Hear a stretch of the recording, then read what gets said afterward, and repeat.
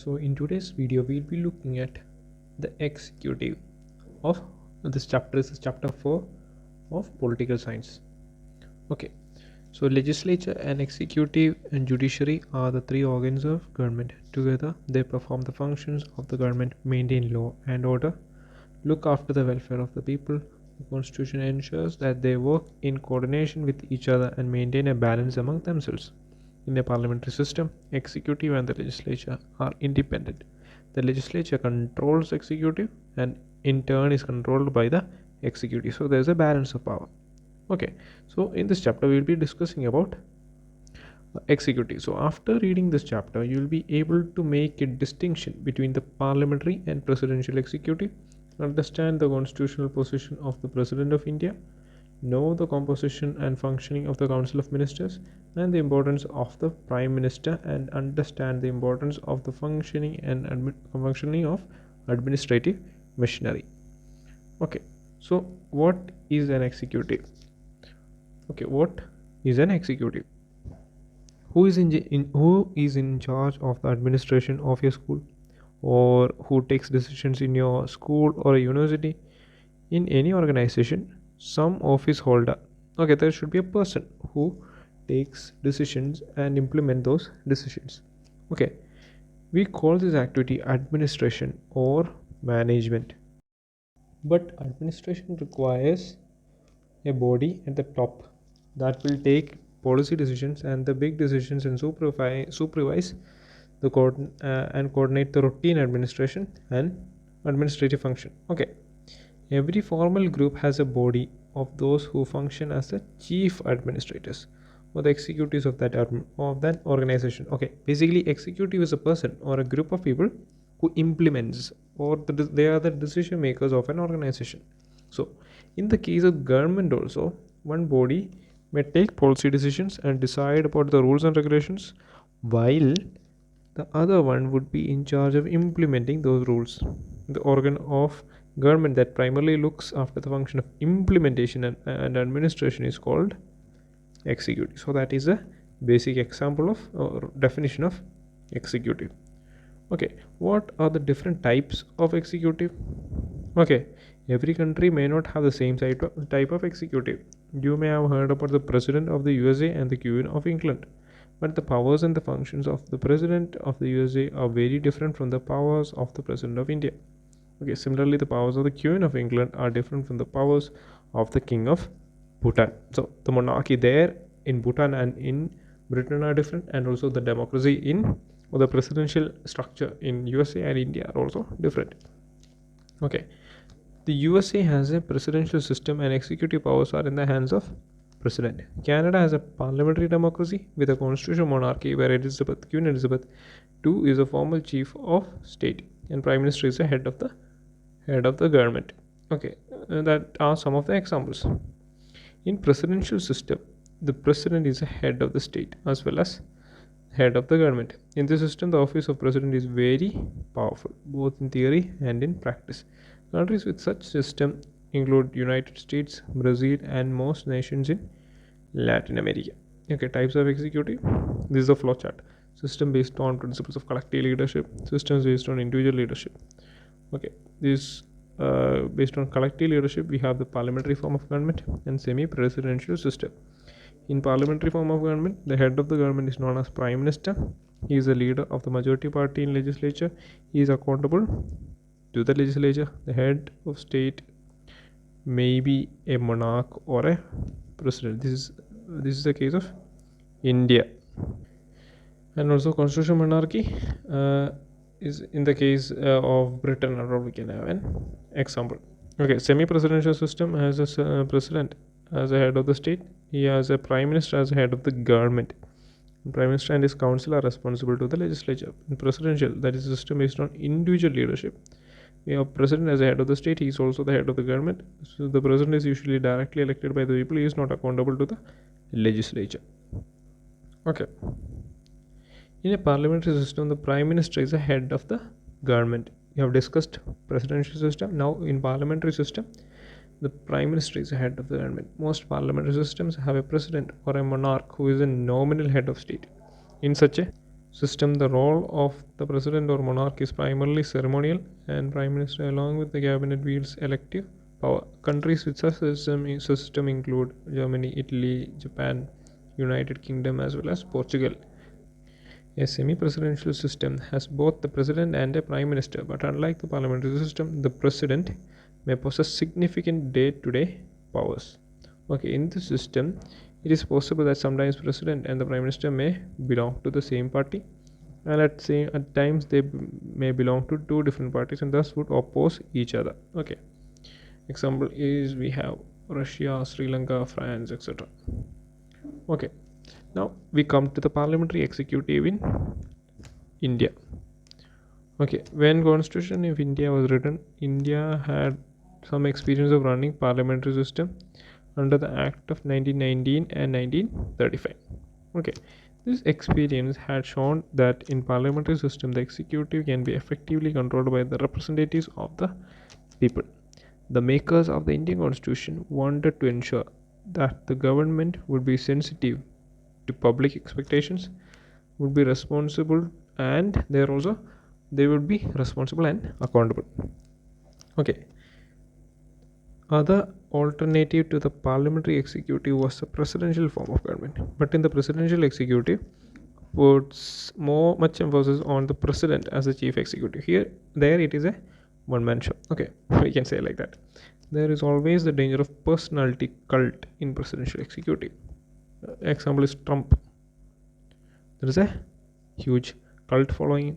Okay, makers of the Indian Constitution wanted a government which would have a strong executive branch, but at the same time enough safeguards would be there to check against the personality cult. In the parliamentary form, there are many mechanisms that ensure that the executive will be answerable to and controlled by the legislature or people's representatives. So the constitution adopted the parliamentary system of executive for the governments both at the national and state level. According to the system, there is a president who is the formal head of the state of India, and the prime minister and the council of ministers which run the government at the national level. The state level, we have the executive comprises of the governor and the chief minister and the council of ministers. The Constitution of India vests the executive powers of the union formally in the president. In reality, the president exercises these powers through the council of ministers headed by the prime minister. The president is elected over a period of 5 years, but there is no direct election by the people for the office of president. Okay, the president is elected indirectly. This means that the president is elected not by the ordinary citizens but by the elected MLAs and MPs. This election takes place in accordance with the principle of proportional representation with single transferable vote. The president can be removed from office by the parliament by following the procedure of impeachment. This procedure requires a special majority as explained in special majority, and we have discussed in the polity class. No need to worry, we have discussed it. Okay, we have seen that president is a formal head of the government. In this formal sense, the president has wide-ranging executive, legislative, judicial, and emergency powers. In the parliamentary system, these powers are in reality used by the president only with the advice of council of ministers. Okay, the prime minister and the council of ministers have support of the majority of the Lok Sabha, and they are the real executive. That is to be noted. Now, discretionary power of the president. On the basis of the above discussion, we infer that the president has no discretionary power under any circumstances? This would be incorrect. Constitutionally, the president has a right to be informed of all the important matters and deliberations of the council of ministers. The prime minister is obliged to furnish all the information that the president may call for. The president often writes to the prime minister and expresses his views on matters confronting the country. Besides this, there are at least 3 situations where the president can exercise the powers using his or her own discretion. So what are those situations? First place, we have already noted that president can send back the advice given by the council of ministers and ask the council to reconsider the decision. In doing this, the president acts on his own discretion. When the president thinks that the advice on certain flaws and legal lacunae, or that it is not in the best interest of the country, the president can ask the council to reconsider the decision. although the council can still send back the same advice, and the president would then be bound by the advice. So second time he is bound by the advice. Such a request by the president to reconsider the decision would naturally carry a lot of weight. Okay, so now second case, president also has a veto power by which he can withhold or refuse to give assent to bills. Okay, other than money bill. Money bill is an exception. So these bills which are passed by the parliament. Every bill passed by the parliament goes to the president for his assent before it becomes a law. The president can send the bill back to the parliament asking it to reconsider the bill. This veto power is limited because if the president passes the same bill again, parliament passes the same bill again and sends it back to the president, then he need to assent it. However, there is no mention in constitution about the time limit. This is a very important point. There is no time limit given. Okay, this means the president can just keep the bill pending with him without any time limit. This gives the president an informal power to use the veto in every effective manner. Now, the third kind of discretion arises more of the political circumstances. Formally, the president appoints the prime minister. Normally, in parliamentary system, a leader who has the support of the majority of the Lok Sabha would be appointed as prime minister, and the question of discretion would not arise. But imagine a situation when after an election, no leader has a clear majority in the Lok Sabha. Imagine further that after attempts to forge alliances, 2 or 3 leaders are claiming that they have the support of the majority in the House. Now the president has to decide whom to appoint as the prime minister. In such a situation, the president has to use his own discretion in judging who really may have the support of the majority or who can actually form and run the government. Okay. So president can invite who to form the government. So for the most part, president is a formal power holder and a ceremonial head of nation. You may now wonder, why then do we need a president? So this is a question. In parliamentary system, the council of ministers is dependent on the support of the majority in legislature. This also means that the council of ministers may be removed at any time and the new council of ministers will have to be put in place. Such a situation requires a head of the state who has a fixed term, who may be empowered to appoint prime minister and who may symbolically represent the entire country. This is exactly the role of the president in ordinary circumstances. Besides, when no party has a clear majority, the president has the additional responsibility of making a choice and appointing the prime minister to run the government of the country.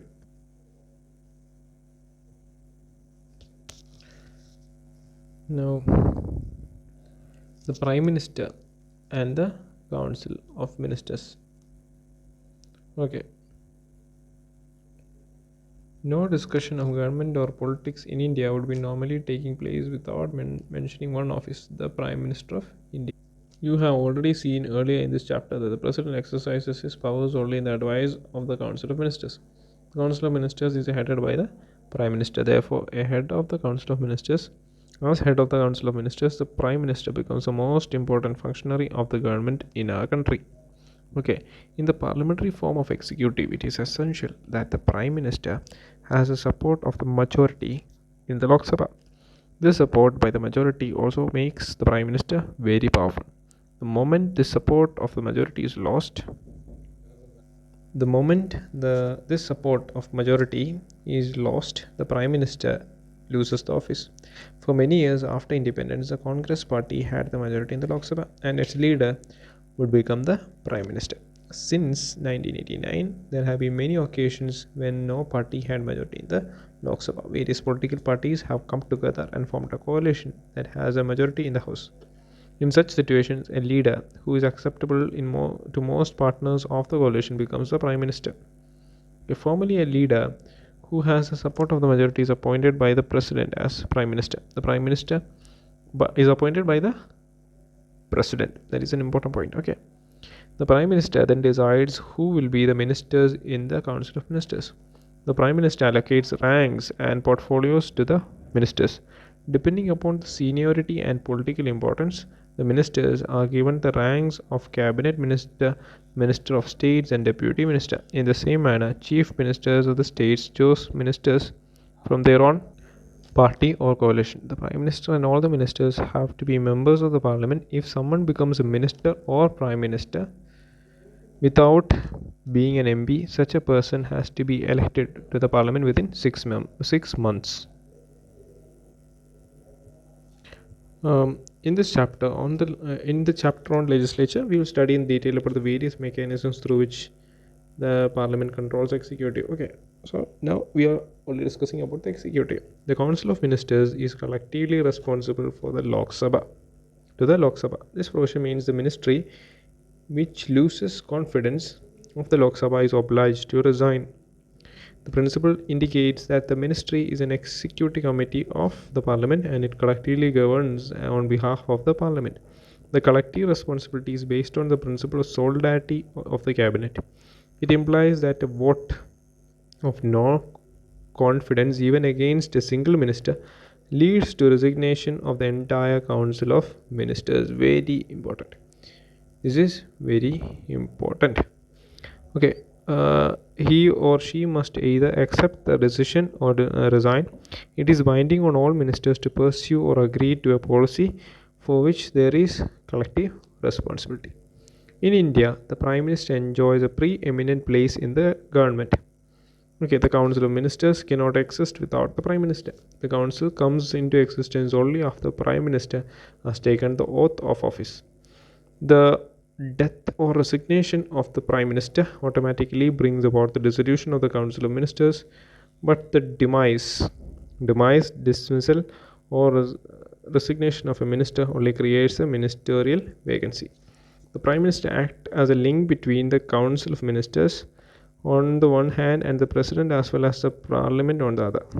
It is this role of the Prime Minister which led to Pandit Nehru to describe him as a linchpin of government.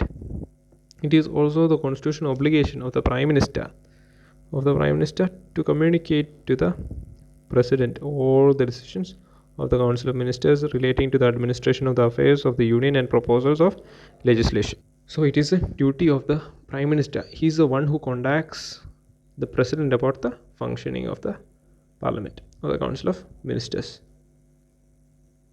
So Chief Minister also kind of works a similar manner. Okay, now the permanent executive. This is a bureaucracy. Here the bureaucrats come into being like us who are aspiring civil servants.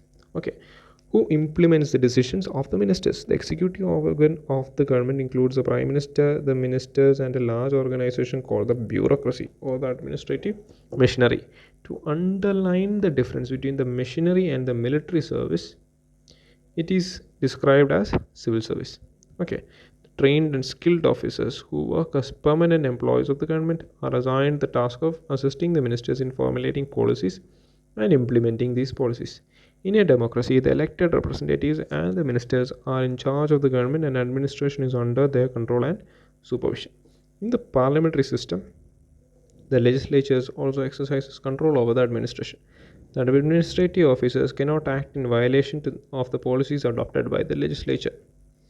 It is the responsibility of the ministers to retain the political control over the administration. India has established professional administrative machinery. At the same time, this machinery is made politically accountable. The bureaucracy is also expected to be politically neutral. This means that the bureaucracy will not take any political position on policy matters.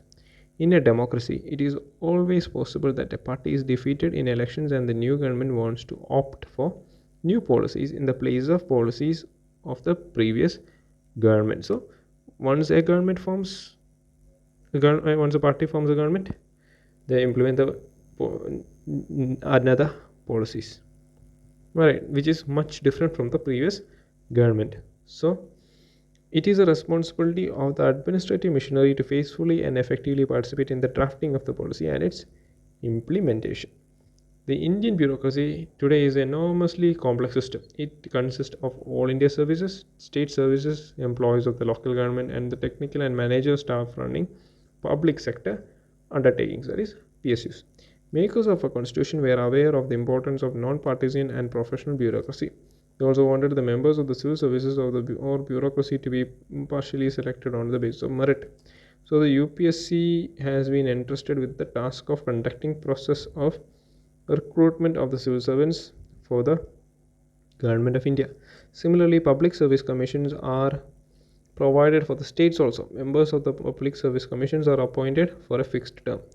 Their removal or suspension is subject to thorough inquiry made by a judge of the Supreme Court.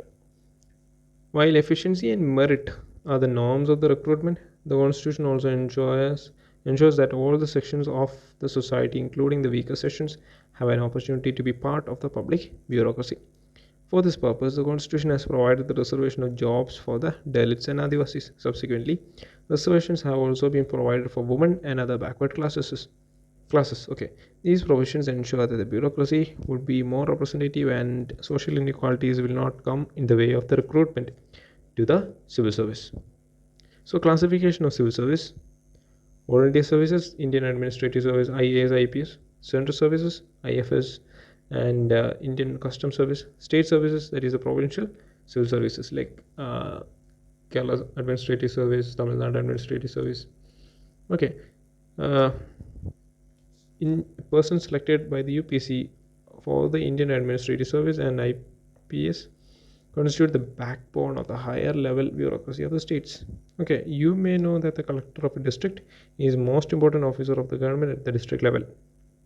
Okay, so that is a very important post.